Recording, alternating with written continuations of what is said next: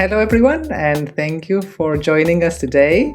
It is my pleasure to welcome you to this roundtable on the future of dubbing. It's a conversation that feels urgent, given that AI dubbing is a topic that dominates discussions across the industry, and proofs of concept are taking place by virtually everyone I talk to.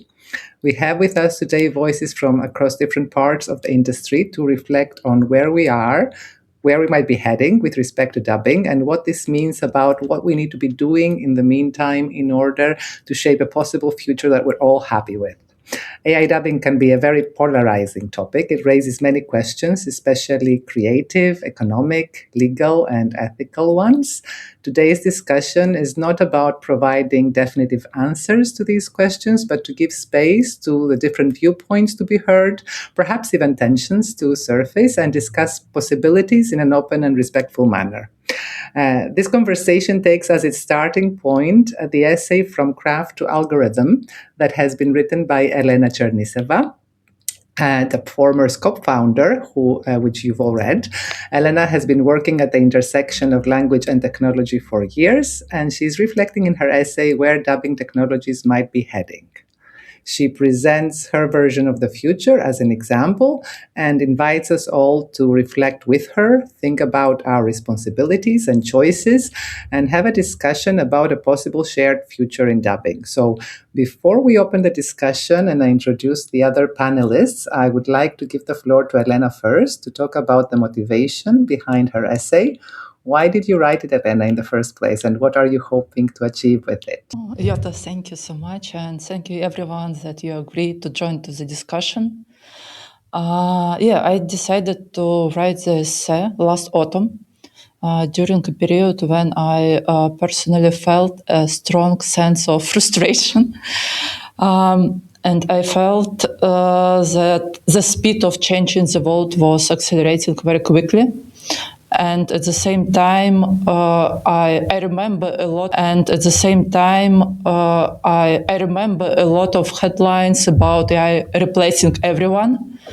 And these narratives were often coming from founders of large AI startups. And I understood they are in a period when they were raising investment.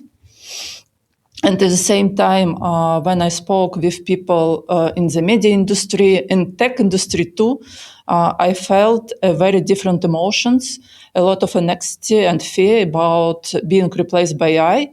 And I felt the same. And this became my response to this tension. I was an attempt to move away from thinking about AI as something autonomous or something alive, and just to remember about it, just a tool. And I remind myself about that when a large changes happened, people go through stages of anger, sadness, nostalgia for how things used to be. And my intention to encourage us to move through those stages faster and to remember we are not subjects, we are objects. And I don't believe that one person can formulate right version of future. And honestly, I think nobody knows what's happened. And this roundtable, for me, just invitation to a conversation about where we actually here now and what future we might choose to build together. And I believe that when we have some complicated period of crises and transformation, it's easier to navigate in a good team and in good company, and to have some dialogue and support to each other, and to create opportunities for each other. And it can help us to spend time in better way. Yeah.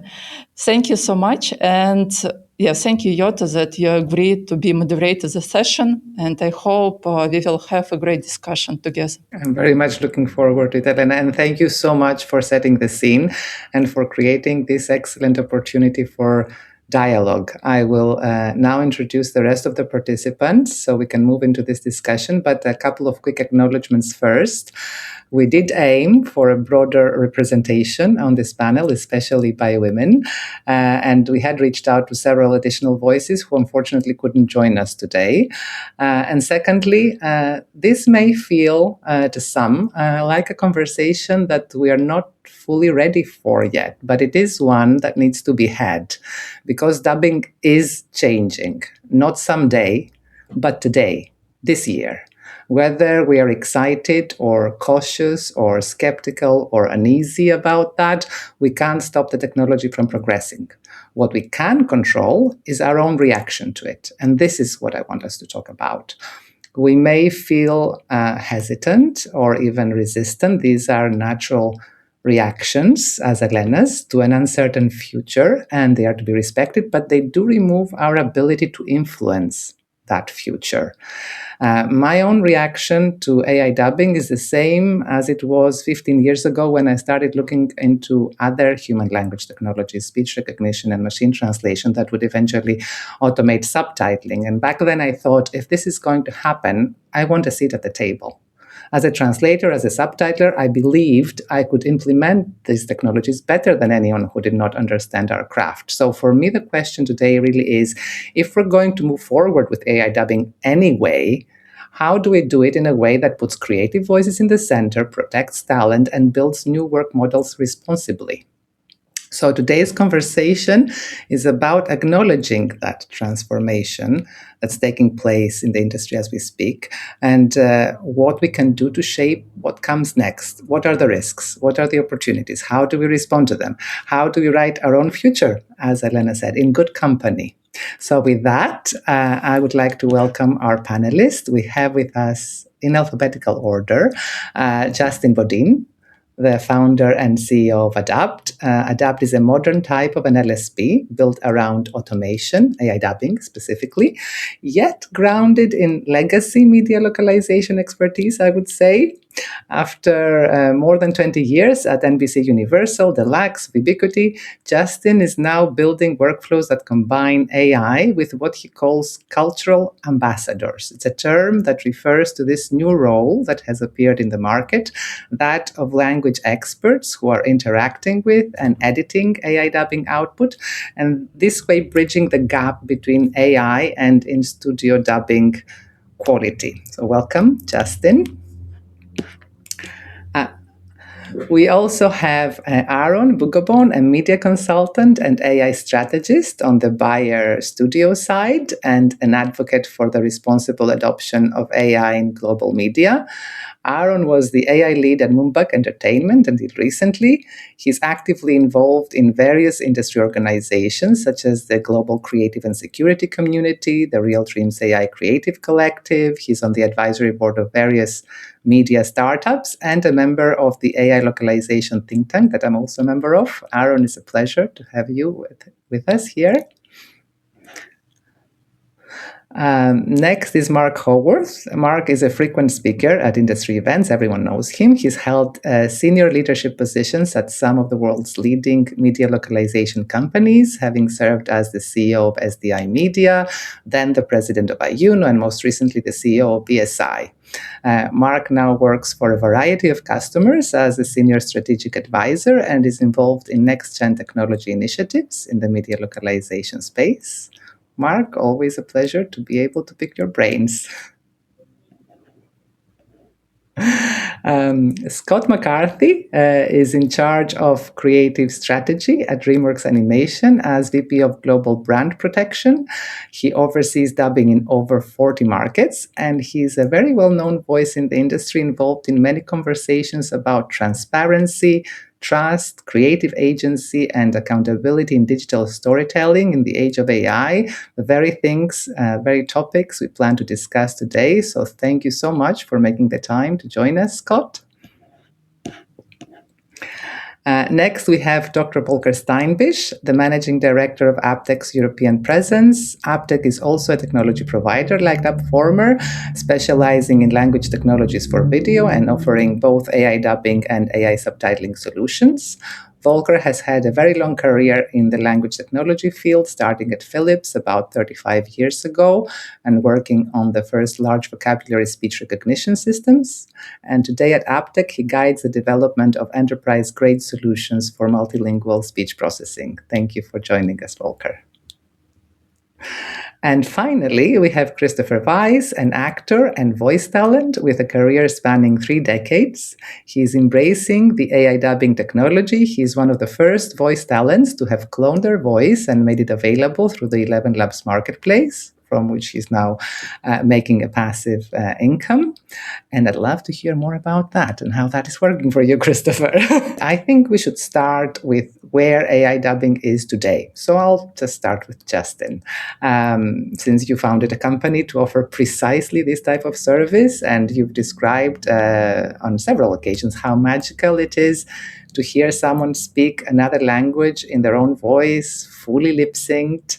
So could you tell us, where are we with AI dubbing today? What kind of content are content owners trusting you with? And what are the volumes that are being localized with AI dubbing as you speak? Happy to. I couldn't agree more. At the first time I had my voice cloned into, I think, Spanish and German, hearing myself back, my voice in another language that I couldn't speak myself was magical. That was magical. That was never something that couldn't happen before these tools and technology came around. And I think you have to start with that in mind, that there's something really amazing being unlocked here. And then you say there's complications and morality and ethics that have to be taken into account, but there's something magical we're chasing. So in regards to where AI dubbing is today, I'd say generally the product of AI dubbing, and there's a lot there, but generally it is much faster than traditional dubbing methods. It's much cheaper than traditional dubbing methods. And generally, and there are exceptions, it's not as good as traditional dubbing methods. And I think it's important to say that, right? It's not today, right? That may change, but it's not today. And so when you think about, okay, we have this new product that's faster and cheaper, but not quite as good, then where do you apply that product? And I think our buyers for Adapt, they've been at this for a couple of years now, fall into 3 main buckets. The first bucket is, I already have a platform and I have a library.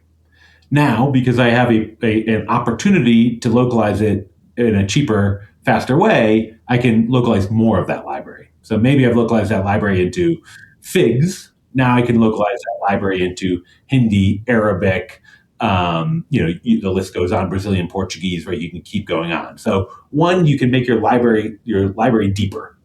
I think the second buying bucket is I can distribute where I never could distribute before. The economics did not work in my favor. And that buying bucket applies to FAST. It applies to YouTube and Facebook, certainly. It applies to these, AVOD platforms where maybe you just couldn't justify a deal or couldn't justify putting your content on YouTube because it was too expensive to localize. And now you can. And YouTube is a huge dominant force, right? Where suddenly you have a successful English YouTube channel maybe, and you can take that global. And that's a big buying bucket. The last buying bucket is the littlest, but certainly cool and worthy of talking about. It's the re-speecher brutalist, right? It's the Anora, it's the full lip manipulation for maybe, a Age of Learning, one of our customers who does use that for some of their education content, where they say, whoa, we could do something we could never do before. And we're going to spend more. It's not about cost. It's about unlocking the impossible, right? And making it the art of the possible. So to me, those are the 3 buying buckets. At the TAM, the total addressable market today for AI dubbing, how much people are spending in each of these buckets is still pretty small. And I think that's because of this conversation, that people are apprehensive and it's not quite as good. So you do have to put some thought in and say, where do I want to use this? Where do I have an innovative idea where this is appropriate? Where do I have a deal I can unlock? And as the market gets educated, though, I think that's going to blow up. And I think we see that even in kind of 2026. Yeah. That's interesting that you say it's small. I mean, you mentioned numbers like 10 to 15 million last time we spoke. I think that's true. I mean, I think there are two senses out there, right? I mean, I think there's the voice actor community perhaps thinks it's much bigger because it is this sort of threat coming out, and I think really the bigger threat right now to our localization community is just not as much content is being produced, right? There's been a big pullback in total content. So I think one community thinks it's probably bigger than it is. I think a lot of other people, probably think it's non-existent at all, and it is. It exists, right? We are dubbing content every day that are going up on major platforms or going on YouTube channels. And I guess the best part for me is people are watching it and enjoying it. And that's really, we can see on YouTube metrics that people are watching these dubs, they're watching it all the way through, they're commenting on the narratives, they're not talking about the dubs. And to me, that's then you found a product market fit, right, for this. It's good to have those metrics because normally when you hear something is when something goes wrong, actually. I'd like to move to Mark. Mark, you argued in your essay that AI dubbing will unlock huge amounts of content that is currently not localized because of cost, especially when it comes to non-English material. As Justin said, the market is still relatively small, right? Do you see evidence of this unlock happening already? And also, what do you have to say about cases like Amazon's experiment, for instance, with banana fish? What do these teach us when, maybe we push automation too much and the audience pushes back? Well, I think certainly there is another tidal wave of content that can be unleashed by cheaper dubbing. I don't even want to say AI dubbing. And as Justin eloquently just captured, one of the nice things about our industry, one of the things that makes our industry what it is for the last 100 years is that the studios will create a piece of content and then they'll try to sell it as many times as they can in as many formats as they can in as many places as they can. And even when they get done with that, they'll remake it using the same plot and the same title and just put in new actors and resell it again a bunch of times. And, there'll be another Star is Born made at some point.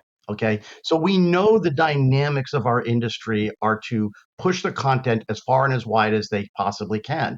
Historically, that's been limited by multiple factors. Technology, right? And in a world before we had digital or even the internet, it made it very hard to distribute globally into many places.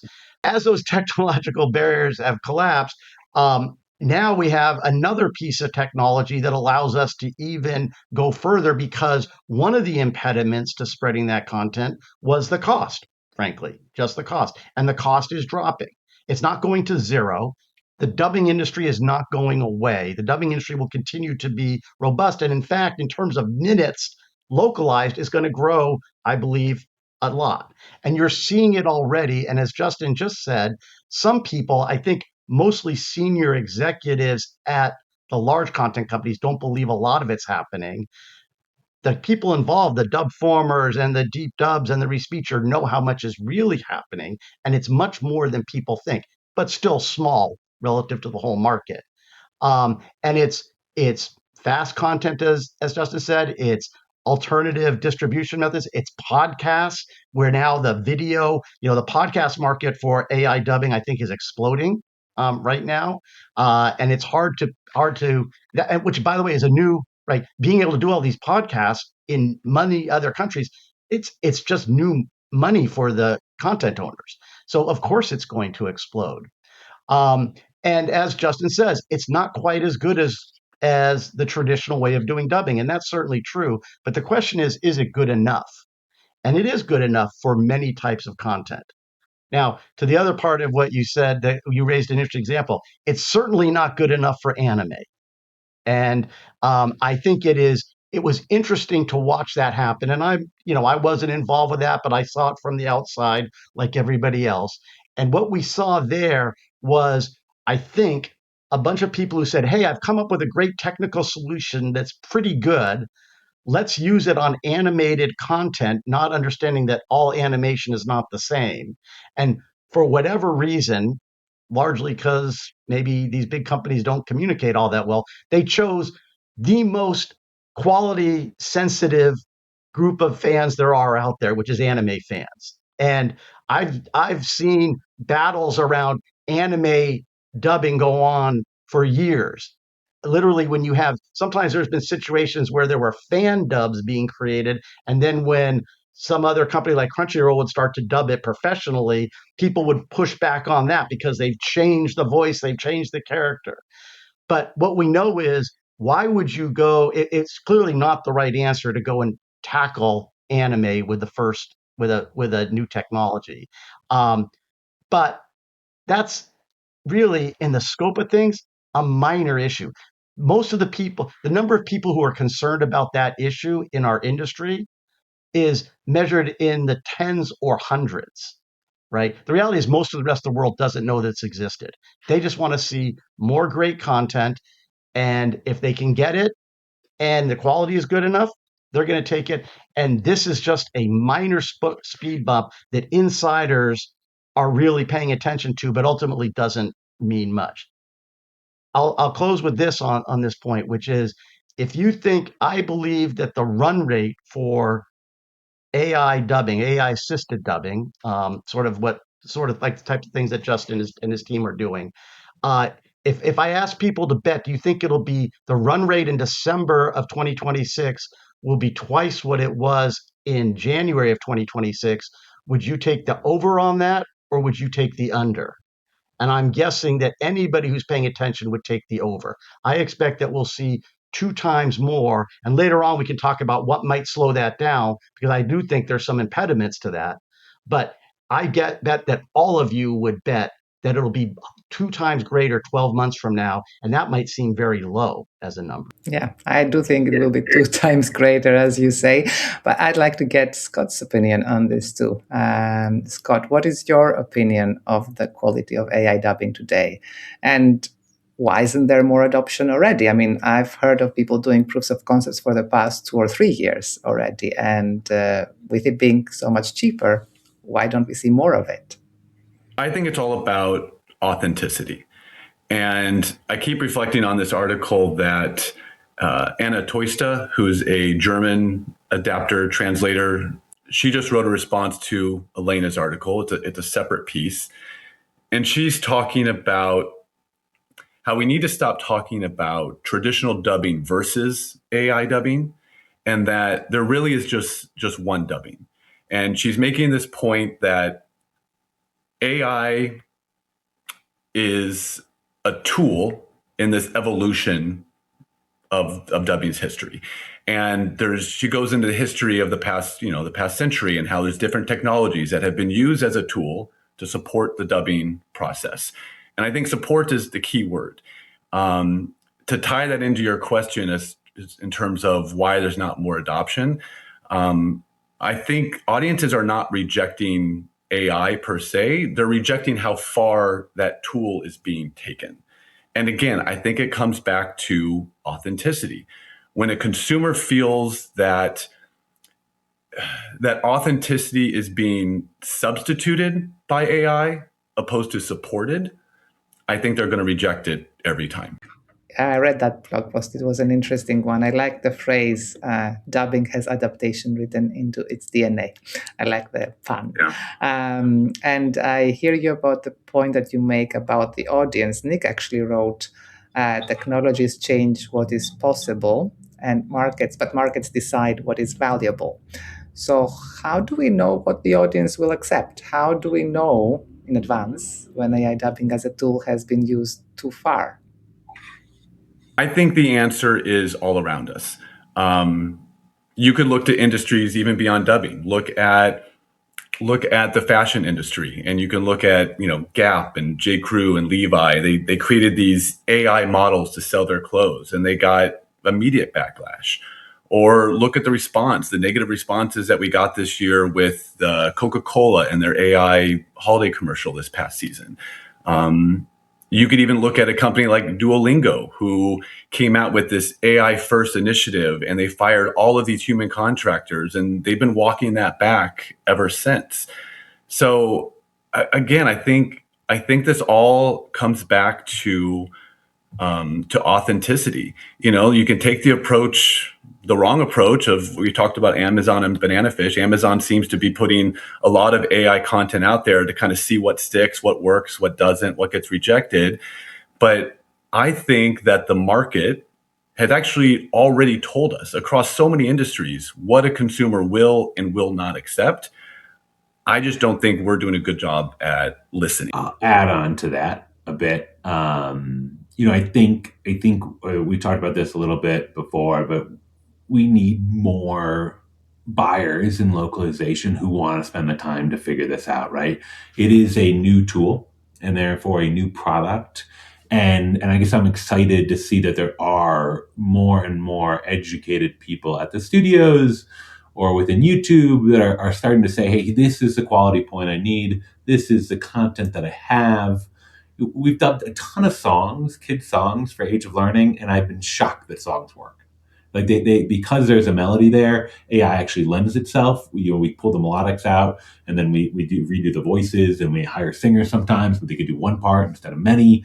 And it's just a tool to get us there. But the songs work amazing, and they're doing really, really good for ABC Mouse. And I think that's an example of like, I didn't know that a year ago. I never would have said do songs for kids, right? But I think that's a place where as buyers get more educated and say, this is a fit, this is a place, this is where I can use this, and in this way, we're going to see higher adoption. And the success stories are touted less, right? I think people, because if it's successful, the content's just successful, right? Once again, what we do here is behind the scenes. So if the content's successful and it goes global, we'll just talk about the content. If the dubbing is not good, it'll be a failure, right? That it got in the way of the narrative. And so I guess I'd be curious on your thoughts on that, Scott. But I do kind of feel like it's one of those places where success means we're not talking about it at all. We're talking about the content. That's true, of course. But also another point that is very relevant and I would like to make is the difference between authenticity and credibility that Giselle also points to in her response to the essay. It's basically the credibility that we're trying to achieve, not to be authentic necessarily with AI dubbing. And there is a difference to that. Scott, I don't know if you want to add anything before I talk about the value of the industry. Credibility versus authenticity. In some ways, they're two different things. And I think that for certain content where AI has been accepted for, low emotional content, some of the projects that Justin talked about, credibility is enough to get you that audience acceptance. But I think authenticity is really needed when we start talking about the high emotional, narrative, episodic, feature film, that kind of content, the stuff that AI is not ready for. And so, I think that credibility and authenticity need to be a part of this conversation, but I think they're applied to different types of projects. It's not ready for, but some would add yet. Let's talk about the value migration that Volker mentioned in his response.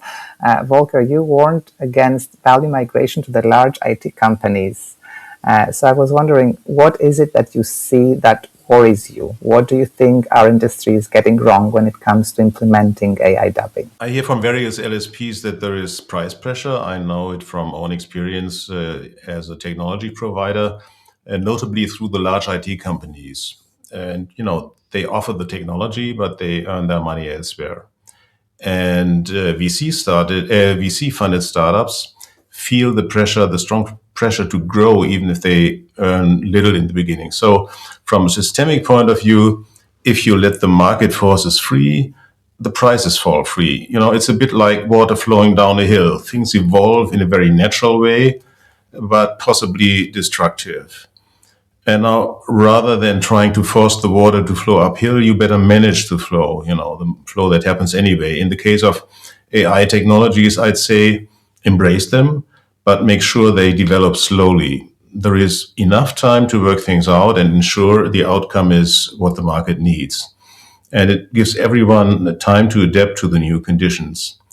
If we as a community let things happen, like they happen naturally, and we lower standards and so forth, the industry as a whole will lose value, and localization and dubbing will increasingly be covered by the large IT companies. So if everybody gives in to the price pressure, which is very natural, this is a dead end road. Everybody lowers prices, cuts down on service, the market shrinks volume, and the attractiveness goes away and pushes the LSPs into obsolescence. First the LSPs, then the technology first platforms. Tech providers will be made obsolete by the large IT companies, and they will basically eat up everything. So that's a bleak perspective that worries me a lot. And we all should be together in fighting to keep the total value of the market high, to keep the market attractive or healthy. Let's put it that way. So what would your advice be to avoid this value migration? Well, look around what other areas do, right? They extend their offering. Picture quality is getting higher and higher. There's digital video distribution to the cinemas. There is amazing sound quality. Sound is rendered to the individual cinema hall.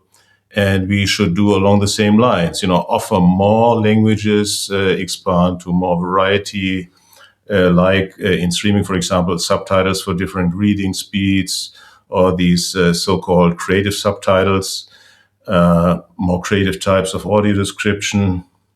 Anyway, keep the quality high, or even improve it and extend the offering, make the quality tangible downstream, and even, exploit regulation, do everything. That's what comes to my mind. There might be more. And, you are the experts in localization. I would say just be creative and find something so we extend the offerings.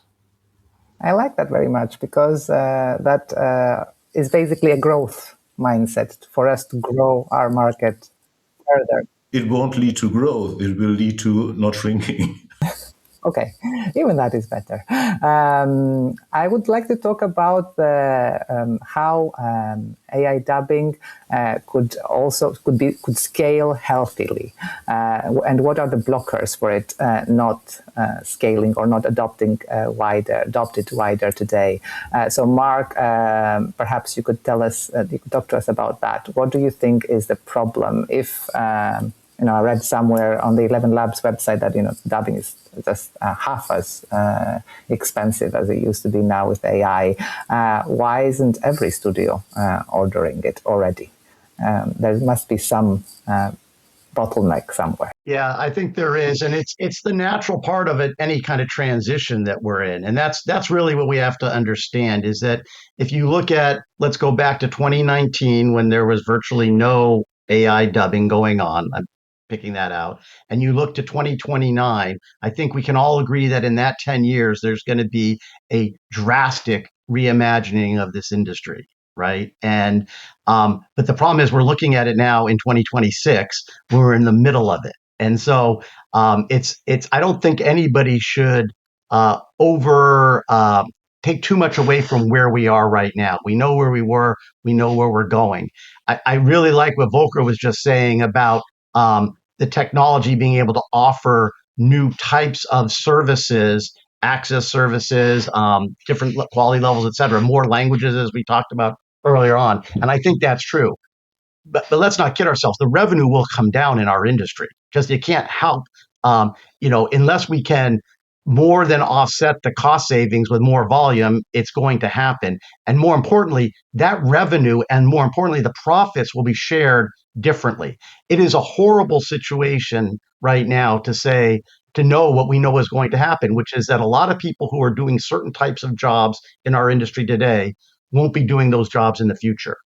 And that's unavoidable, and it's horrible. And I hate it because we've all grown up with that and we've seen how dedicated people are. But this industry is changing and we can't hold that back. Today, the blockers, there's, I think, some real blockers. And I think the most notable one is that whether you're talking about dubbing or even still subtitling, even today in 2026, you still need to have a human look at it for anything beyond the lowest quality. Right? Even you wouldn't even trust machine translation, which is now kind of a pretty good technology. We're only now in 2026 getting to the point where you could get to truly automated subtitling. We still, in almost every situation, want to have humans look at it. Okay. In dubbing, it's even more complicated because, as we've said over and over, the quality just isn't there. You need to have a human come in and get their hands all over that file. And it takes a lot of time, but worse than that, it takes a lot of skill because you need people who understand the technology, who understand localization, who understand creativity, who understand language. And I think that is, for the next chunk of years, and it's a good chunk of years, going to be the largest growth area for jobs on a percentage basis in our industry. You're not going to be able to take all the actors and turn them into cultural ambassadors, or even maybe all the directors and turn them into cultural ambassadors. But there is a huge need for that. And I believe that's what's holding us back. Some people will say maybe it's the legal issues or the IP issues. And I believe that's not really an issue. Anybody today should be able to make sure that if their voice is used, and I'm sure Christopher will talk about this later on, that they're getting compensated for using their voice. And if somebody's not doing that, they're stealing, and they should be prosecuted in the best way possible. As far as training and the training of the modules, I don't believe that's a very odd thing to say. We got to slow down to make sure we're not training the AI models. They're being trained. Once content comes out, everybody can see it. So to me, the only real blocker today is the blocker is that we still need to have, with the state of technology, is we've got to have more people who can do the QC, which has been true forever. Even when we were 400 years ago, when we wrote books, we still had editors come in and clean up what the author had written before it would get published. And even once they thought it was, before they typeset it, they had somebody come in and make sure it was all done properly. That need is going to be there for a while. It may go away because of AI, but then after that, it's just the technology. The technology will get better. It'll be easier to start to put in artificial lip movement, which is still an expensive and time-consuming process today. That will get better, and that will change. But the main blocker today is, interestingly enough, people. That's what slows us down. Well, if the training is the blocker, then I'm sure this is something we can definitely do something about. Although you brought up so many things in your response that I want to pick out, including subtitling, which is a whole different subject altogether. Let's talk a little bit about the people and the skills that you need to have when you work with AI dubbing. Aaron, when we were speaking, you described how you had to actually play around with AI dubbing yourself to create a demo, and it took you days, if I remember correctly, to do it. What can you tell us about what this experience taught you about the skills that you need to have to get AI dubbing to work at the right quality level so that it's credible? And what are the new roles that will be essential in dubbing workflows in the coming years? Hopefully for longer than the 2-3 years that dubbing Mark predicts, right? Because people want to have a sustainable future, not just a short-term one. As a former QC op, Mark makes me very happy that I will still have a job in the future. So that's great. But it's all about quality. And as Scott was talking about authenticity, when I was doing my demos, I had a big threshold. So my threshold was as close to human as possible, which means that you can't just use any voice. You need high quality voices. You need high quality data. You need to do it in a way that you can get expression out of it. And I'm very lucky. I was one of the early adopters and looking at these kind of technologies. So I learned how to prompt pretty good. And I found that if I'm prompting a character with emotion or with special, vowel extensions and all this stuff, I can't just say, "Hey, look at the tree." If it's saying, "Hey, look at the tree," you have to think like the character. You have to think. It becomes a more creative endeavor how to get around these tools to get the best performance out, because that's what we're trying to do, is get the best performance out.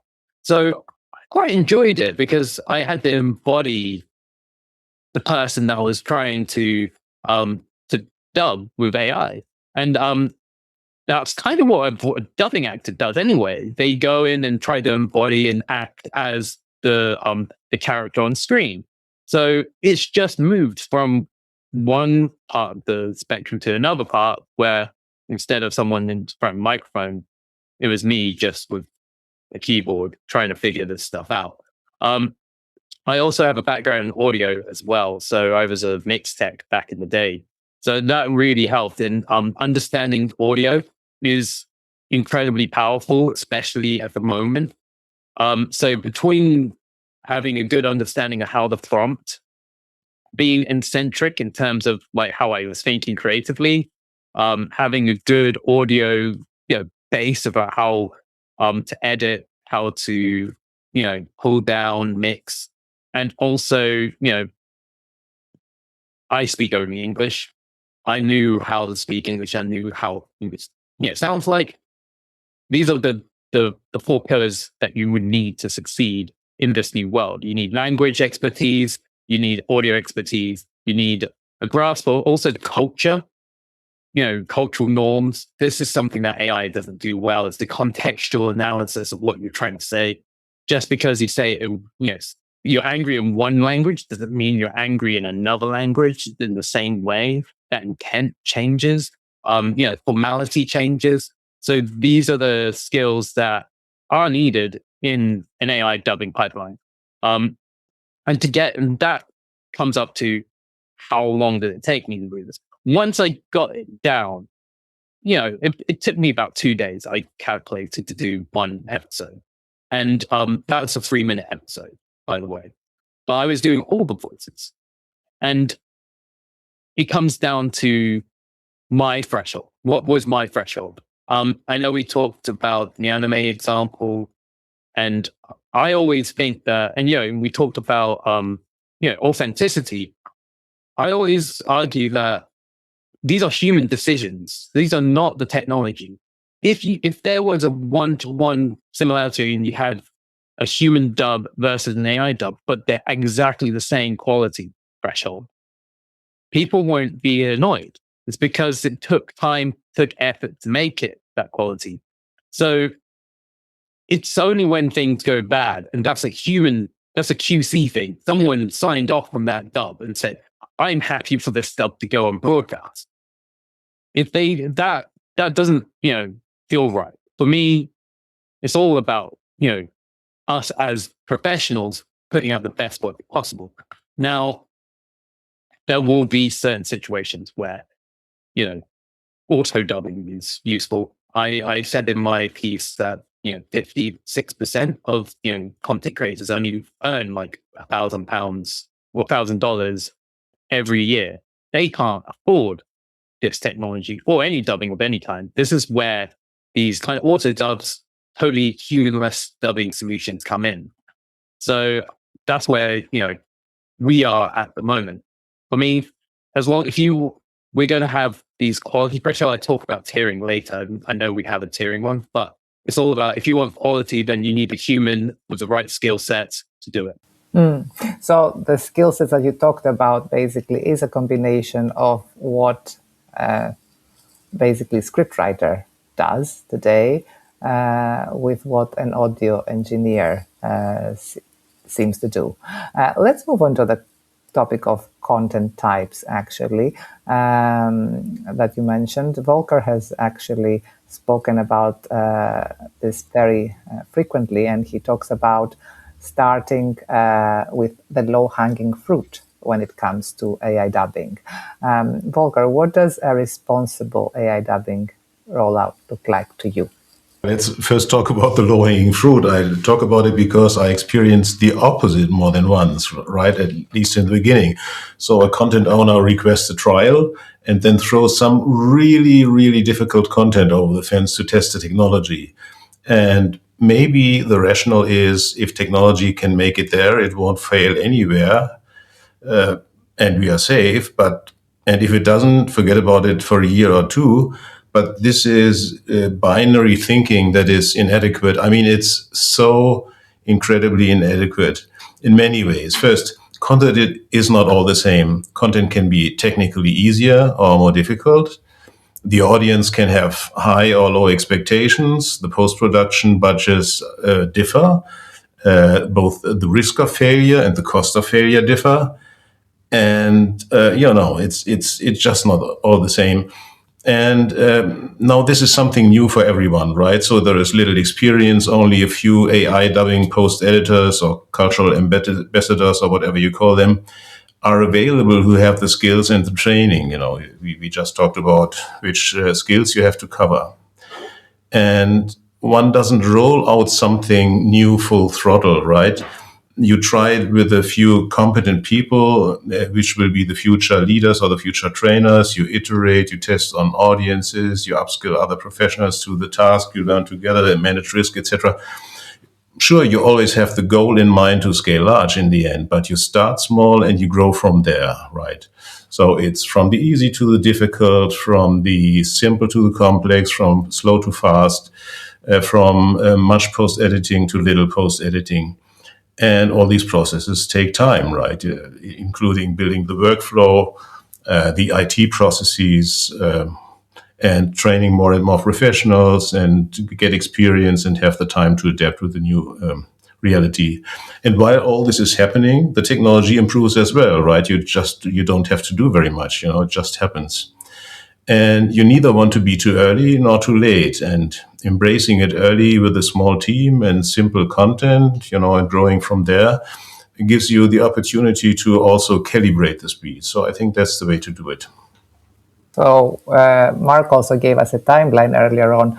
Where do you think we are in this dubbing evolution, in this timeline? Too early, too late? Well, almost on the spot. I think the perfect year to start was using the technology that was 2025, last year.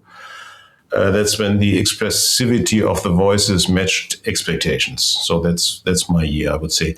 It's just the right time now to make the first steps and gain experience. But it's a process that will take a few years, and you really don't need to rush. You needn't rush, but you shouldn't wait either. And above all, you should pick the right content. Start with the easy stuff. That's what I recommend. And sometimes it might be difficult to understand what is easy and what is difficult. When we had this funny anime example. So what how do you operationalize this, though, this tiering? How do you operationalize this for a catalog? Who owns that decision? Aaron, maybe you want to take this one? It's all to do with data at the end of the day, the distribution. And we're business, so we operate on returns. So if we feel that a piece of content is not going to make returns on in a certain territory, then we won't dub it. I think it's and as I gave an example of like YouTube, it's 56% don't make that much money over the year. So I think Hollywood is safe for now, like until the quality thresholds and the expressivity and emotionality gets up there, and it's palatable to a human dub. I think Hollywood would not move away from not traditional, let's say just human dubbing, where you're starting looking at, as Justin was talking about, back catalog. Maybe is already run and it's old, and the returns, the actual, there's little risk, but there's also they don't have big budgets to dub the back catalog. That is where it is for dubbing in the kind of broadcast professional, like high tier content. You would, high tier broadcastable and stream content, I would still say that's in the Hollywood camp. And then you have like content creators. Now, this depends. You got your 1%ers, like the Mr. Beast of the world. They probably will stay human or like very traditional way or he may just push out the boat, and because he can do that because he owns his own IP and he can do AI dubbing at a very high level without their repercussions, as long as it hits his thresholds of quality. So who decides it? It will be the content owners who would decide it. It will be those people who create the content and those people who distribute the content. They have ultimate say in that. So we will go to an LSP and say, hey, we think this is going to do this. This is how much we got. then that kind of sets the tier value. Yes, although I suppose we have to also be educating these content owners a bit more. This has been happening more, I think, lately, because as you also point out in your response, when you overstate what AI can do, then this creates the wrong expectations. I would like to talk about the hot topic of jobs. And before I talk about jobs lost, I want to pick Justin's brain about these cultural ambassadors again. Who are they? I mean, Aaron talked about what skills they need to have, but who are these people? Mark says there aren't many of them. How do you find them? And how do you train them, It's a great question. And I think we believe that combining traditional localization expertise with the AI tools is key to unlocking this puzzle right now. And while I do care tremendously about this industry and the people who work within it, we're not doing it for them per se. We're doing it because the output requires that and really needs that. There's a lot that goes into localization, from how you cast someone in a foreign language, how you adapt the script to make it resonate, how you culturally fit people in there. Aaron talked about contextual translation. All of that requires that.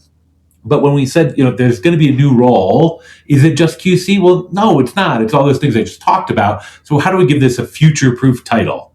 And I think when we sat around the table, we said, well, someone's got to represent that narrative to that country or to that language, right? Someone is saying, I can represent the story well to that part of the world, or those people who speak that language. And so we said, and at one point, really the culture too. So we said cultural ambassador. That feels pretty future-proof, that no matter how good the AI gets, someone is going to represent and say, hey, AI, this is how I want you to take this original language content and represent it to this culture. Someone's got to make that judgment call, and they should have creative expertise, right? They should know what good content is. They should have linguistic expertise. They should know what the people, how that language works at a really detailed level. They should have cultural expertise. They should know what matters to people in that part of the world. And I think we thought cultural ambassador was a pretty future-proof title that maybe, I'll be honest, today, for an hour of content, our cultural ambassadors are probably spending about 20 hours, getting in there, like what Mark said, getting their hands in there and dialing in the content. Maybe one day that's a few hours, right? But there's still someone there driving that and setting that expectation bar. So that, and I guess to your question, where do we find those people, those cultural ambassadors? We find them from the industry, and that. Yeah, they are more than translators. Actually, translators not far enough, right? Because there's big players like TransPerfect, RWS, Accolade that do a lot of non-media translation. And no offense to those people, but I don't think they're skilled enough for this. We need people from dubbing studios. We need dubbing directors or voice actors, script adapters. We need people who understand the dubbing workflow and can bridge that. And we have 400 of them today at Adapt, and then we have another 150 tech producers or audio mixers that are mixing remotely for us. But I think Mark's point is right, that while we have a lot, we're in this kind of dilemma, catch-22, if you will. There's not enough consistent demand to keep them all working consistently. And therefore, when I go to someone who might be a really good cultural ambassador, they might not have availability for me. They might be doing something else, right? This is not, I can't hire them 100% yet. And that is a dilemma that we have. But I think the good news is they come from our industry. They have dubbing expertise. They care about the product. And as time goes by and the demand comes up, this hopefully will be a bridge. It might not be an easy bridge. It might take some relearning. It might mean that some people do lose a job for a while, and that's not good. And I do think I have a responsibility to help with that bridge. But I think there's a bridge here. And I'm going to be the naysayer that says, I think we can make the TAM, the $3 billion or so that's spent in localization today, bigger if we do this right. I actually think we can make it bigger. I think there's enough not dubbed content, and there's enough stories out there and enough new distribution platforms that if we do this right, we can make it bigger. And I guess I have to believe that to push this rock up the hill every day. But I think we can do that, and then we can find some really exciting opportunities. I don't think this is a bad job, by the way. I think this is an exciting job. for a linguist or someone who cares about content and cares about language. Okay, that is an optimistic outlook. I like that very much. Now I want to ask a more grim question to Elena, perhaps. In this, the hard question for you, Elena, sorry about that. So, on the topic of job displacement, I mean, a few people here have already mentioned about jobs lost, right? And the most obvious one is, of course, voice talents. So, looking into the future, not today, do you think synthetic voices will replace voice actors altogether? I think, technology will improve dramatically. I believe in that. But at the same time, my personal view is that full replacement is unlikely. And I just remember maybe two cases. We work with dubbing studios and broadcasters and to help them with AI. And time to time, some companies who provides not dubbing, they want to launch additional revenue stream. For example, the company provides subtitles and they want to launch stream for dubbing. And I saw good and bad cases, and bad cases because I saw the result, and it was about quality, and the company couldn't launch the stream because the company and people from the company, they didn't have right knowledge and expertise. They didn't have intuition. They didn't understand a lot of nuances, and they had a big fail.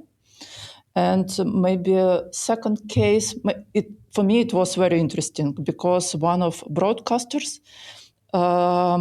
showed us result from pilot projects from several AI dubbing studios, and we estimate the result. And it was interesting because I know some dubbing studios who provide the result, and the teams, the sound engineers, the adapters, and it was a big surprise. And I know which technologies they used. And the result were all of the studios were very well, but at the same time, it was completely different result because I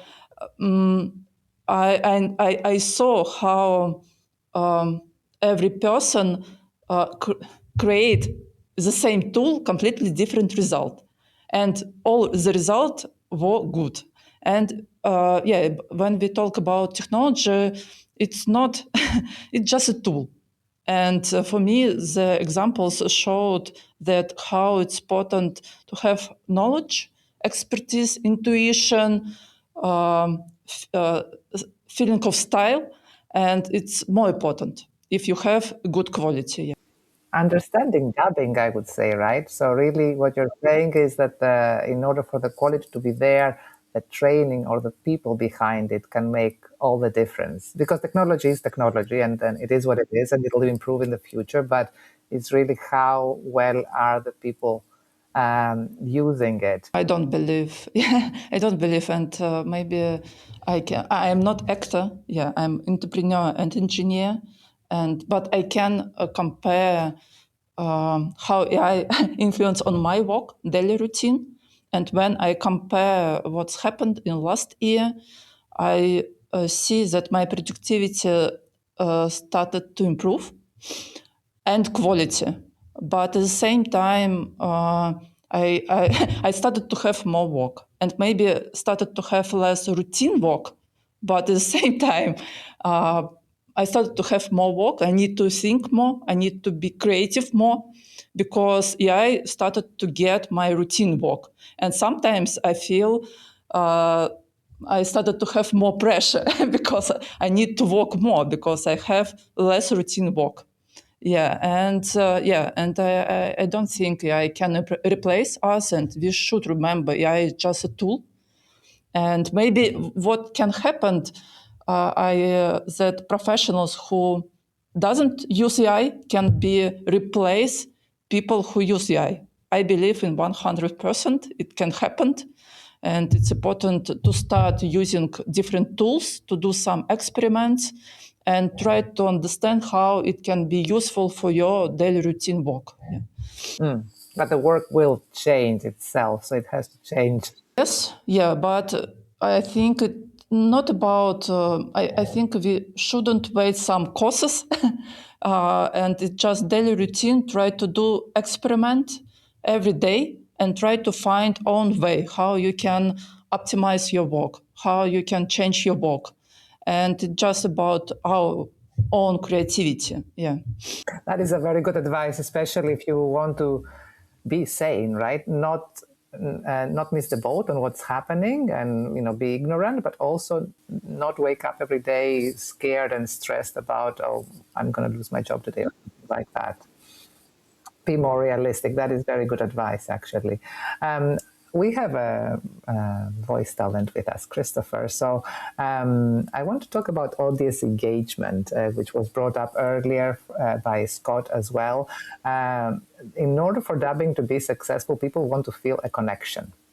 Do you think this can happen with a synthetic script and the synthetic voice? I mean, will the technology this technology have an impact on the viewer's trust? What is your opinion? I think it was beautifully said by Scott that it's really about authenticity. And the tricky thing is that we are quite driven by our visual sense and our auditive sense. What we see around us, what we hear around us is what really drives us. Now, for centuries and millennia, we've been used to the idea that, we can be tricked.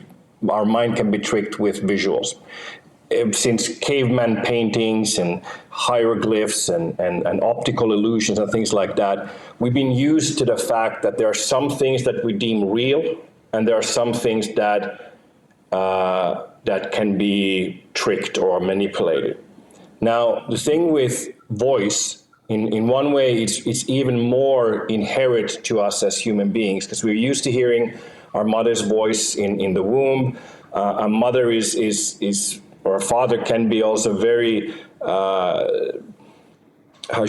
very sensitive to when a child is crying out of real and when they're just crying out of, they want attention.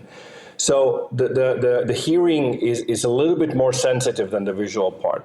Now, that being said, when we have now come in the last few years, like 3, 4, 5 years, we've gotten used to having voices that you don't really even know if they're real anymore. It's a completely new universe. It's a completely new environment. Now, that being said, as we all know, working in the industry, dubbing and character and emotion is the trickiest part to do with AI. Reading audiobooks, even doing commercials, doing switchboard stuff, me being replaced by AI 15 years ago, which we'll come to later, all of that has happened already. Now, I think that the biggest kind of obstacle and the biggest, the final boss, so to speak, of this whole AI thing is how do you create really naturally sounding voices with AI?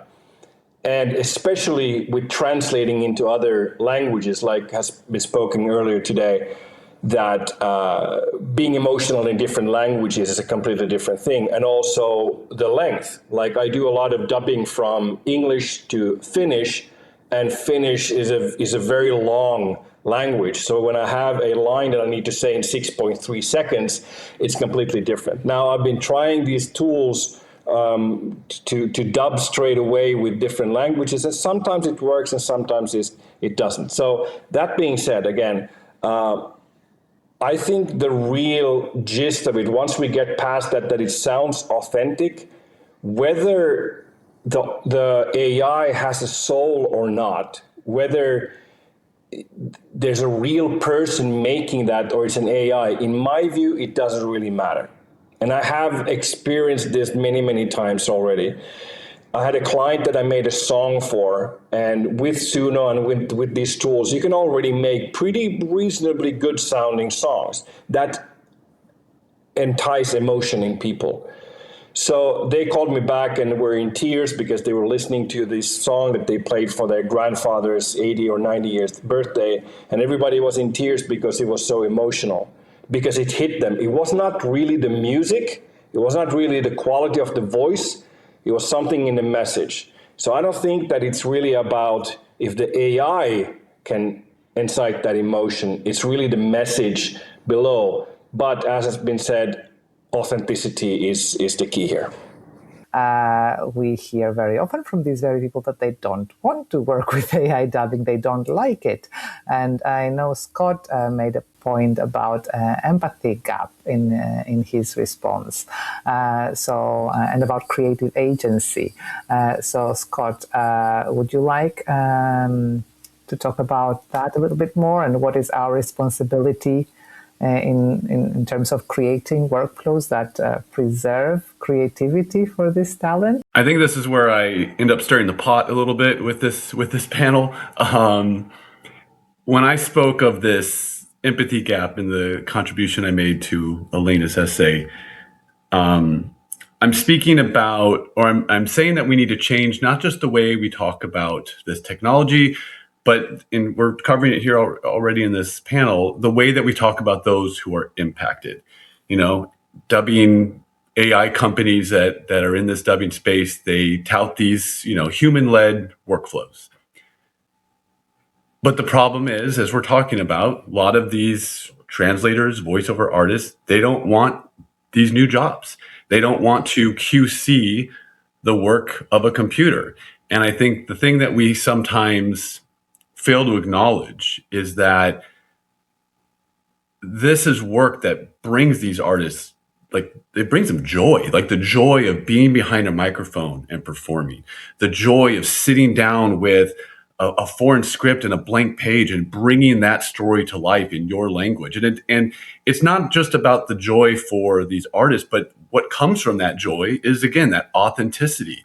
And it's that thing that audiences are going to connect with. And we're using this technology to replace that. And then we're telling those artists, and not everyone, but there's a lot of discourse in this industry where we're telling those artists, you either need to get on board or you're going to get left behind. And I think that's the wrong approach. I think we need to do a better job of bringing those artists into the conversation. I don't know what the answer is. Okay. I think that maybe there's not an answer. It may be impossible to replicate that process for them, that creative agency that they've lost because of this technology. But we certainly haven't done enough to bring them into the conversation to say, what can we do? How can we develop workflows where we try to give you that back? And I think we need to do less. We need to stop dismissing them and their craft and invite them more into the conversation. Yeah, thank you very much for that. I agree with you. I mean, I do think the creative agency can happen with synthetic tools, because Chris just gave us an example of how he created something, and it was a creative process, that song that he did, that really did move people. But you are very right about not engaging and not asking and not listening as much. So I want to ask Christoffer, since you are one of these voiceover talents and you were replaced by AI already, and you have already licensed your cloned voice, what is your advice to your colleagues so they can remain relevant in the years to come and enjoy their work, not just work for a living? And also, if you want to say anything about a legal framework that you might want to see implemented to protect voice actors, I'd like to hear about that. I fully agree with what Scott said. We really need to bring artists into the play, because it is a triangle, and it's a triangle of technology that brings the brain to the AI. Then we have the business people bringing the body, making it available for people. But we do need the artist to bring in the heart into the conversation to keep it, on that level where, we're not utilizing it just because we can. We're not going to cut corners just because we can. We still need that authenticity. And I believe that there's a strong market for speech to speech, even more than text to speech. I think the text to speech part is still quite far away that we're going to do it, but let's say that independent filmmakers that want to save money or save time can do a lot more with one voice actor. Obviously, it's going to cut other people out of a job, but at least it's going to provide income for some people to do their work. In an optimal world, in an optimal solution, I would love to do big budget animated movies and so on. But the reality is that there's not always, you guys know that better than me, that there's not always that budget. So there is a place for that, but I would like to keep the artist in play as much as possible. And when it comes to how I see the path, I made in my mind a quadrant of the things that need to be in place. Obviously, the consent needs to be in place. If somebody uses my voice without me without me allowing it, that's wrong, and that should be said to its highest possible form prosecuted. There needs to be a level of control of my voice where it's used. I'm having a conversation with a big company that I've licensed my voice to, that I'm not having that control, and I'm kind of negotiating in my mind what I should do. And Yota, you sent me a great article as well of somebody who doesn't have that control, is a high-level voice artist licensing their voice, and obviously that should be in place. Because when I go into the studio, I want to know what my voice is used for, so that it shouldn't be any different in the AI world. Now, there needs to be a sense of copyright. Whatever I put out with my voice, I know that there's a limit to how much I can copyright with stuff that has been created by AI. But still, when it's a matter of my voice, so if somebody resells that, I should get a cut of that, and that goes into the compensation. That forever, whatever reason, whatever purpose my voice is used for, I should always get a reasonable amount. What that amount is, it changes a little bit. In my mind, it's about 20% to 50% of what I would get if I would go physically into the studio. So, Christoffer, what would your advice to your colleagues be then, given that you've had experience with cloning your voice and being replaced by AI already? Well, we're living in new times, and it's going to get even crazier. My sole advice would be: do not be afraid. Do not stay in a mentality of lack. There are some jobs that are going to disappear, but there's a whole bunch of new opportunities as well. So segue into something new, figure out how this is working, and try to find yourself a place in a new ecosystem. You are needed. Even though you might lose some jobs behind the microphone, there are other jobs in this industry that we all love, that where you can bring your own talent and your sensitivity and your spirituality. We all need you. All right, thank you very much for that.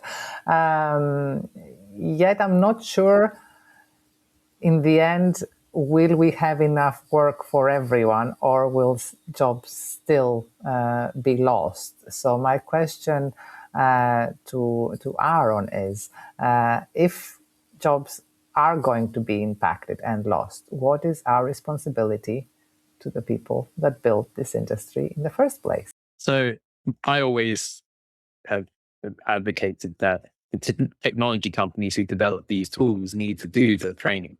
That's just as simple as that. They are the ones that are disrupting the industry.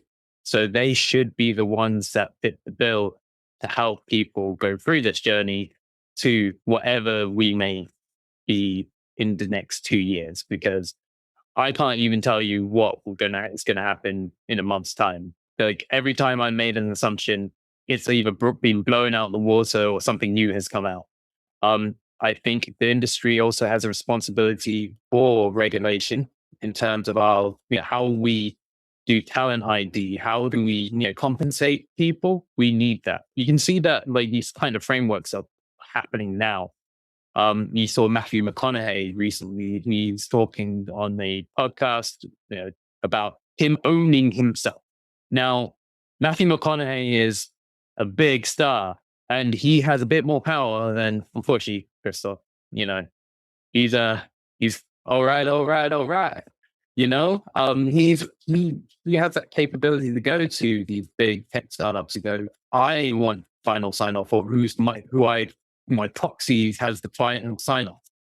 I think that'll probably be the future, is like owning yourself. So we need to, as the industry, also develop these talent IDs, and also the people who do the work. So if I generate something of Christoph, he should be able to see that I generated X, Y, and Z with his voice on this platform at this time. He should be able to see that. And however, on the flip side, let's take some of these platforms.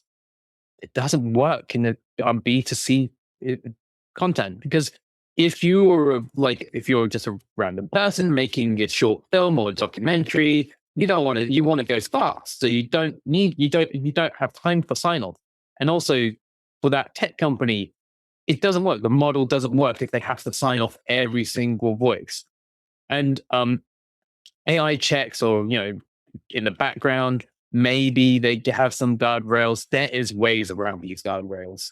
You can see that with new models that are coming out, which are very good, but they're obviously breaking IP law. And I think that's also something we have to educate people on, is IP law, or how we update IP law, get it more accessible to people. Hey, this is what IP law is.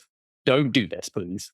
And this comes back to best practices and trying to develop those best practices as an industry. And that's kind of where the GCSC is kind of trying to help with these working groups. And also the think tank that me and Yota are on, with the AI localization think tank, we're trying to figure this out. So there are groups of people in the tech world, in media, and in localized industry trying to figure this out, because there may not be a one-size-fits-all, but at least beyond government regulation that might take years, because if they implement something, it's going to be too late.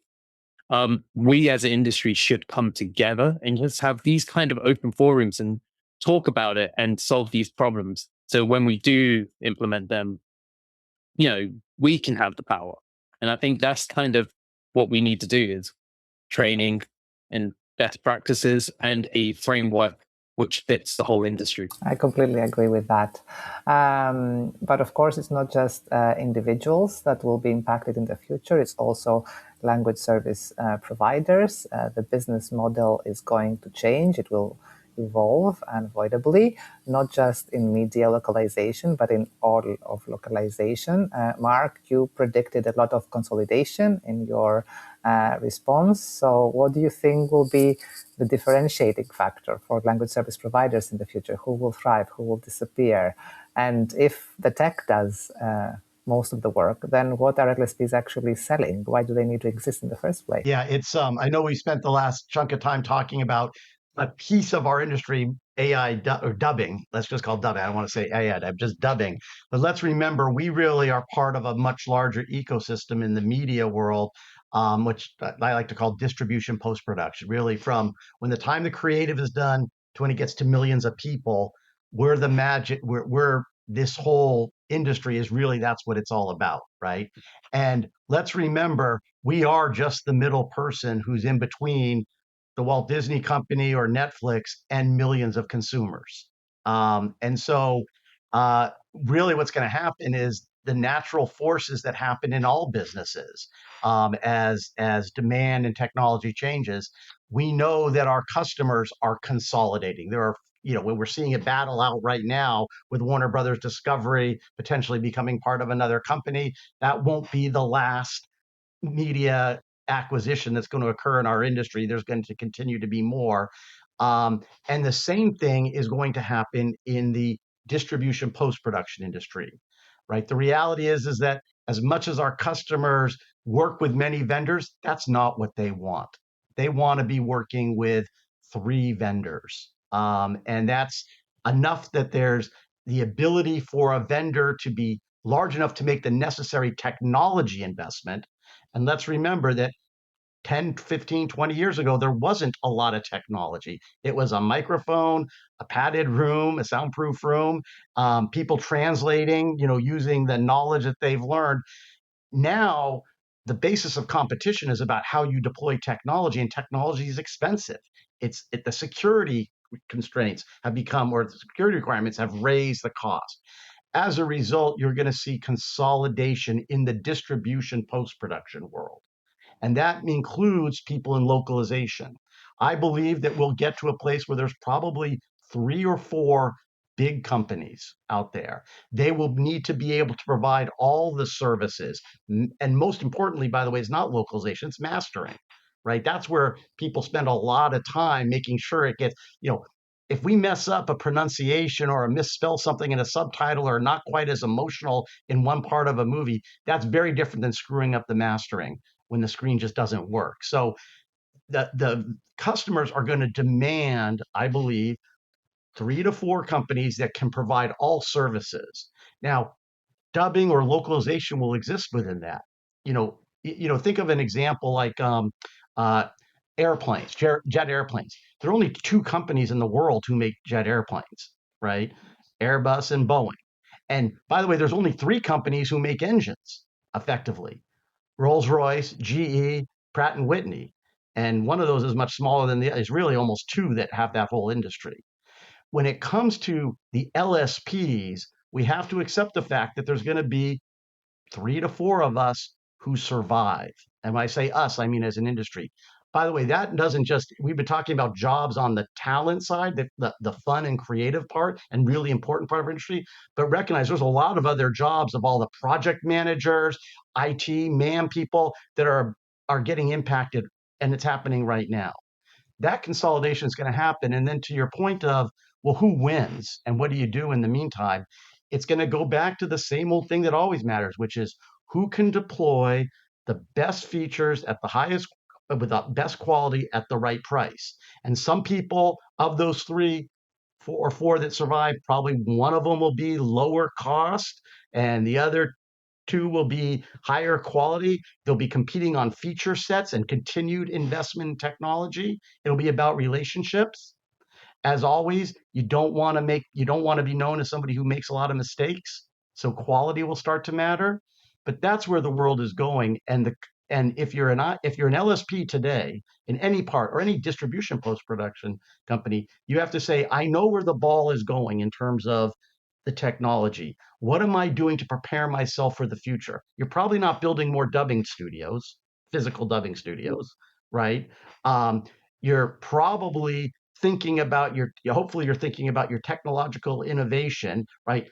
Access services is about to explode, right? The concept of a dub title instead of a subtitle is going to be an important. How you think? What are we doing about vertical, right?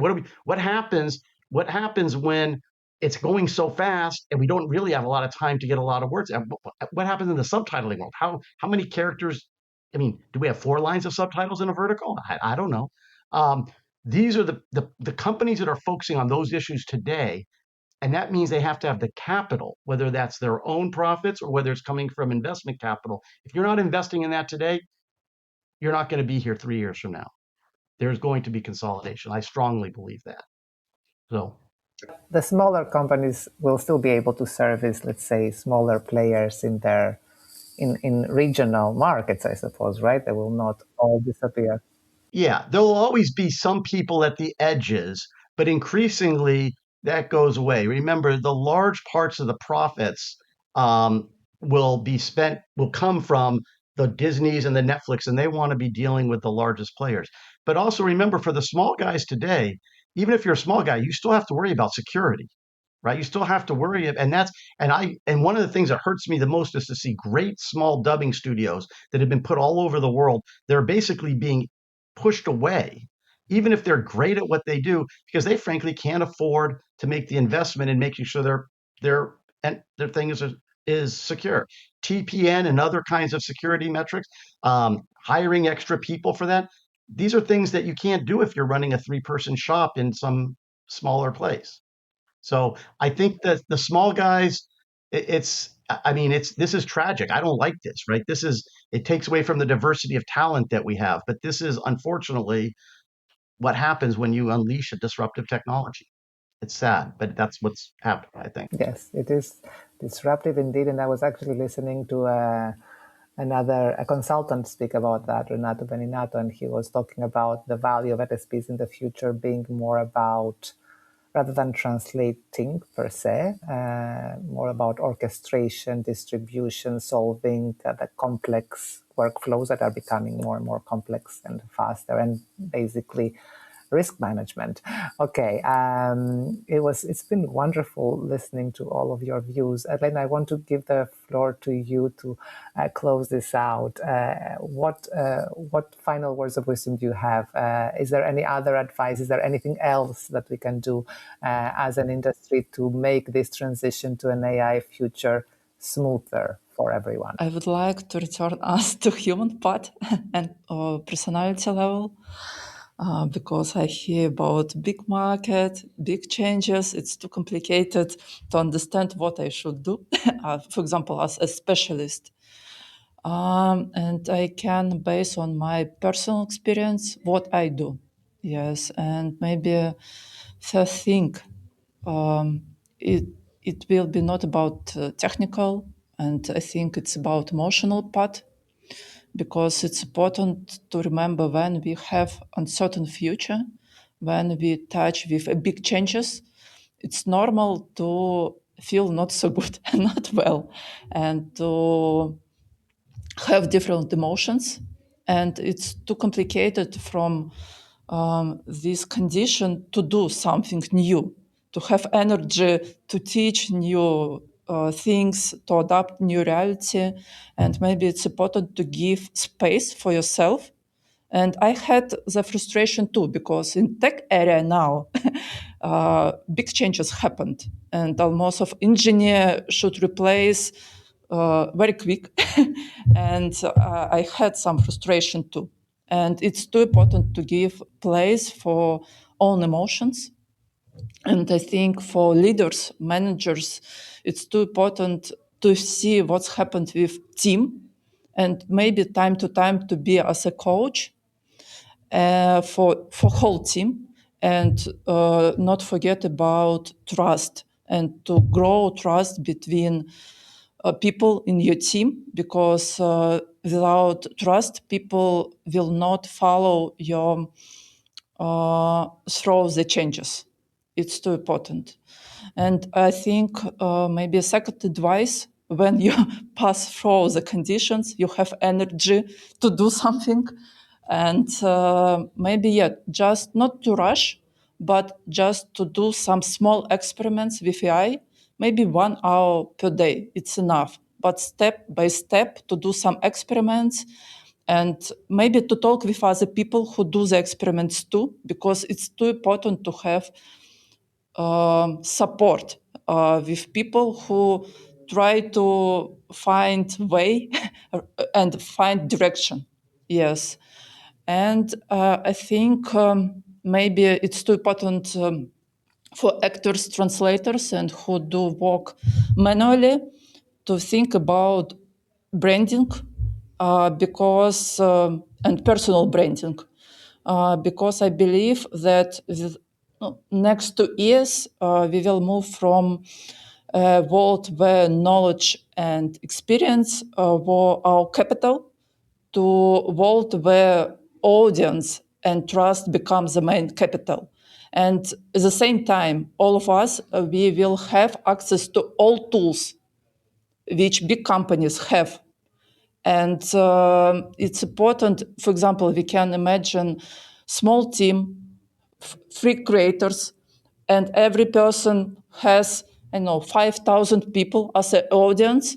And if we sum the audience, it can be 15,000 people, and it can be enough to produce good content, to earn money for daily life, not $1 million, but maybe it could be enough. And at the same time, to do something what you like with a good quality, because now you have access to a lot of tools. You don't need to have dubbing studios. You can do using your laptop, but it's important to have audience and trust between you and the audience. I think, maybe it can be, more advices from personal perspectives. Yeah. I love how you managed to somehow sum everything up. I mean, you spoke about brand protection on the personal level. You spoke about talking with other people that are like-minded and trying to learn from each other, which is what Aaron was bringing up about what the working groups in GCSE or the AI localization think tank, and the importance of the audience that I think everyone is in agreement here, despite the fact that we maybe disagreed in other parts of the discussion.